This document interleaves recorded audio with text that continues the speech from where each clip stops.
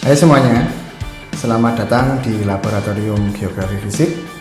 Saya Arif Ashari, Kepala Laboratorium Geografi Fisik Universitas Negeri Jakarta.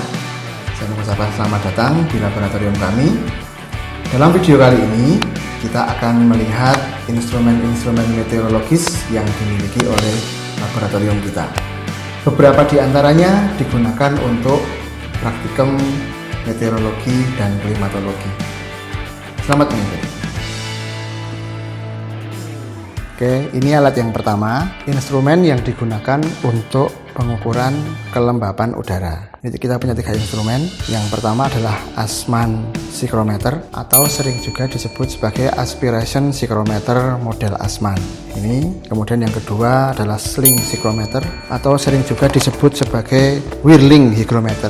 Ini yang tengah, yang hitam ini. Kemudian yang ketiga adalah Thermohygrometer. Jadi ketiga alat ini fungsinya sama-sama digunakan untuk pengukuran kelembapan relatif massa udara. Jadi fungsinya sama, yang Assmann dan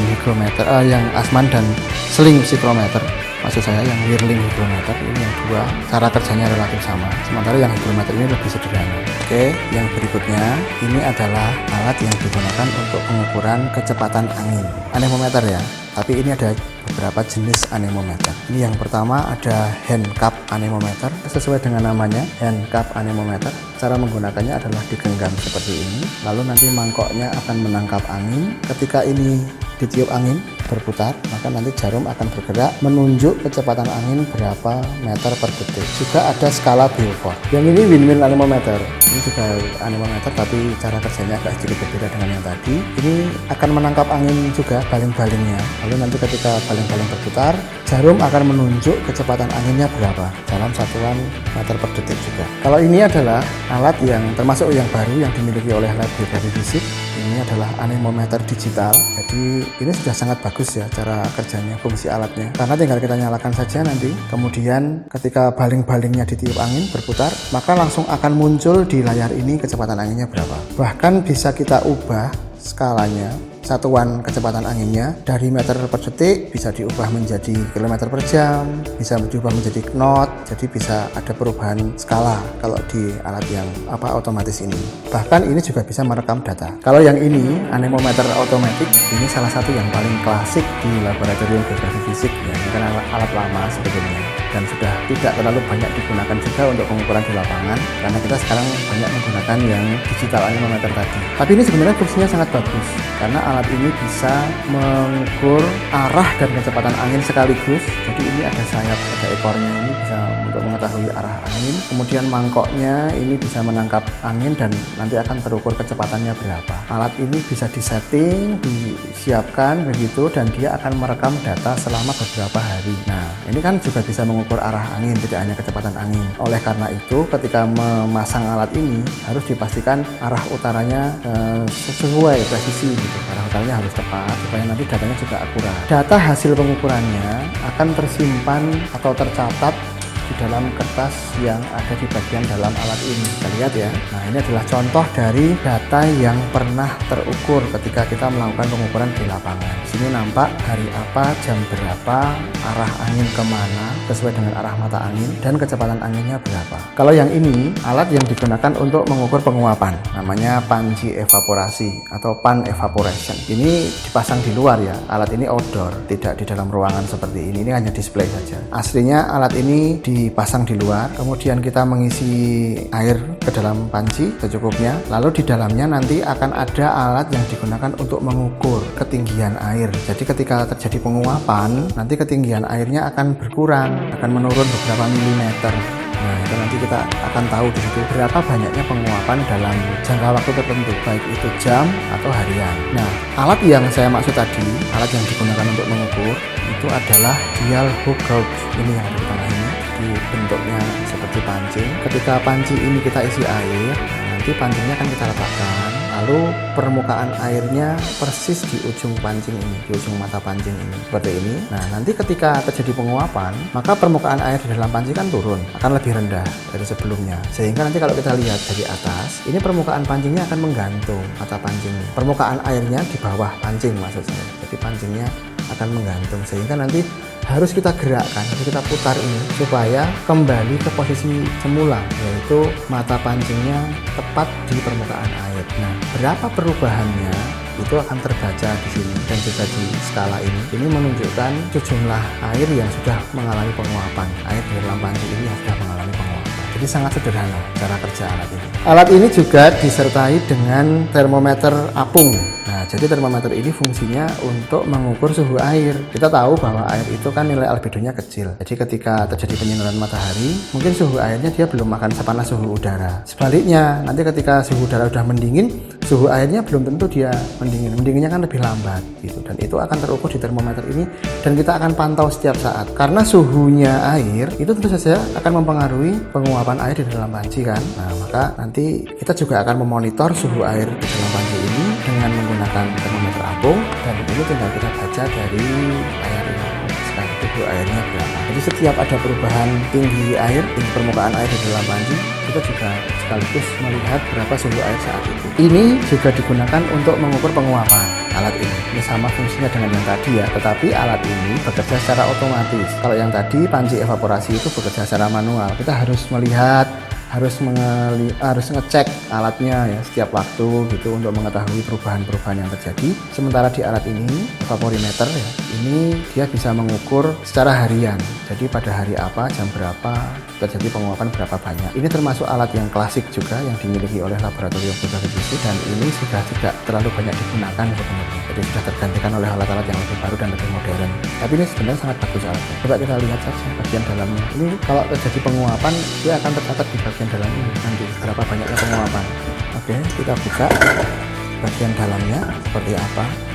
Nah, ketika terjadi penguapan, nanti jarum ini akan membuat goresan sehingga kita akan tahu hari apa, jam berapa, itu berapa banyak yang terjadi, penguapan yang terjadi gitu. Jadi dia tinggal disetting, bisa bekerja sendiri, bisa dengan alat sebelumnya yang harus kita cek setiap saat gitu perubahan-perubahannya. Baik, yang selanjutnya ini adalah penakar hujan otomatis. Alat ini juga digunakan di outdoor ya, di luar ruangan. Ini kebetulan sedang kita simpan di laboratorium. Sekali lagi ini juga termasuk alat klasik, ini alat lama yang sudah tidak terlalu banyak digunakan. Alat ini sebenarnya sangat bagus karena akan mencatat data hujan harian. Jadi pada hari apa, jam berapa, terjadi hujan berapa banyak, itu akan tercatat semua di dalam alat ini. Ini harus dipasang di luar ruangan, diletakkan di alasnya ya, yang itu ketinggiannya kira-kira 2 meter gitu.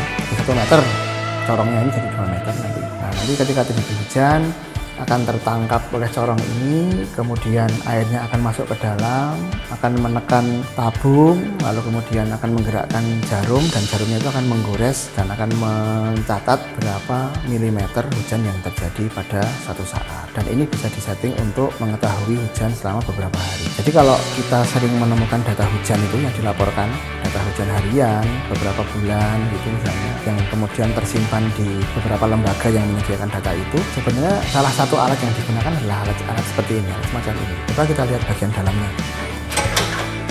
Ini kalau kita buka seperti ini ketika terjadi hujan nanti akan ditangkap oleh corong, lalu masuk ke dalam selang ini, menekan tabung, dan nanti akan membentuk goresan seperti contohnya yang ada di gambar ini. Ini kita bisa tahu hari apa, jam berapa, hujan berapa banyak, seperti ini. Ini tinggal diputar saja kan dia akan bergerak selama 7 hari. Menurut keterangan yang ada di sini dia bisa bekerja selama 7 hari. Kertasnya itu nanti kalau sudah ambil, kemudian pasang lagi, setting lagi, dan seterusnya. Jika alatnya macet, untuk jaga-jaga ini airnya kan terbuang ke dalam wadah itu, di dalamnya ada gelas ukur.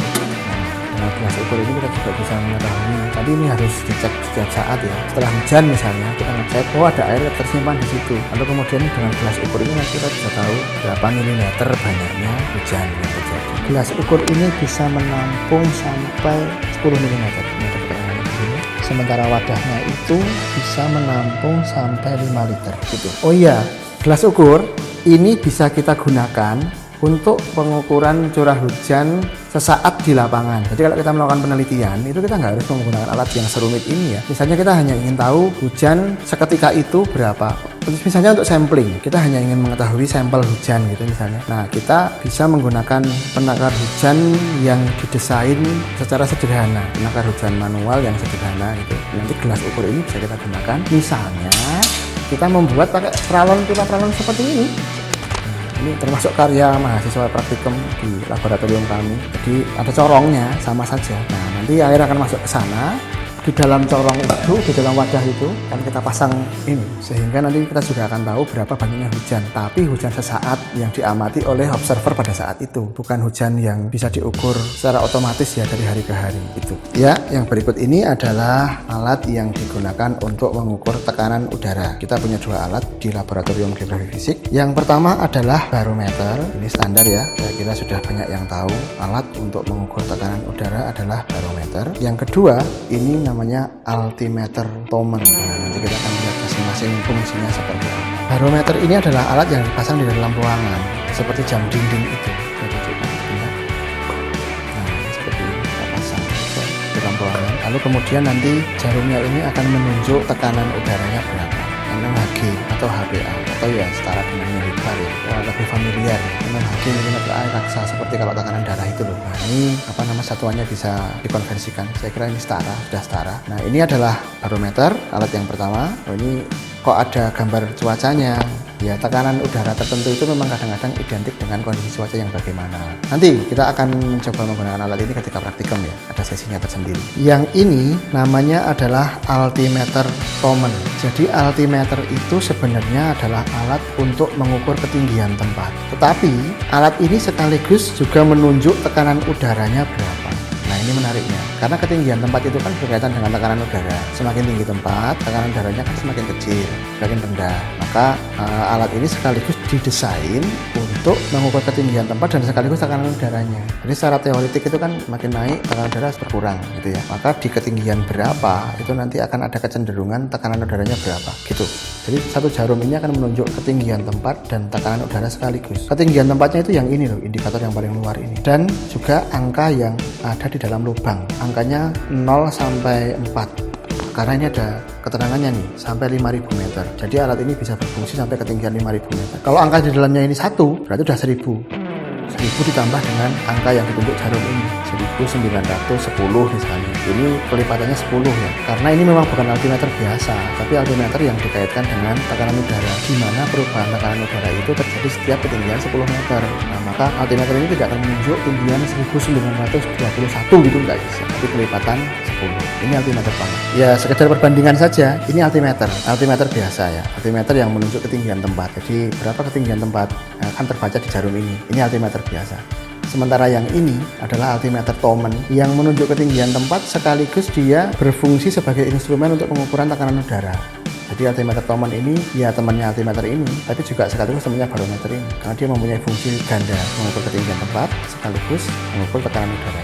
Oke, kalau alat yang ini namanya adalah sunshine recorder, atau ada yang menyebutnya sebagai Campbell-Stock. Itu sesuai dengan nama penemunya sebenarnya, Campbell-Stock. Selanjutnya kita mengenal sebagai sunshine recorder, alat yang digunakan untuk mengukur penyinaran matahari yang terjadi. Nah, ini ada bola kristalnya, nanti bisa menangkap energi matahari, kemudian nanti akan terekam. Hasil perekamannya akan nampak pada kertas pias yang terbakar yang diletakkan di bawah bola kristal ini. Nah, jadi dengan adanya sunshine recorder, kemudian ada panci evaporasi, kemudian ada penakar hujan, anemometer, sebenarnya lab ini sudah bisa membuat stasiun klimatologi sendiri. Namun demikian, alat-alat yang kita miliki memang difungsikan untuk pembelajaran ya, bukan untuk mendapatkan data.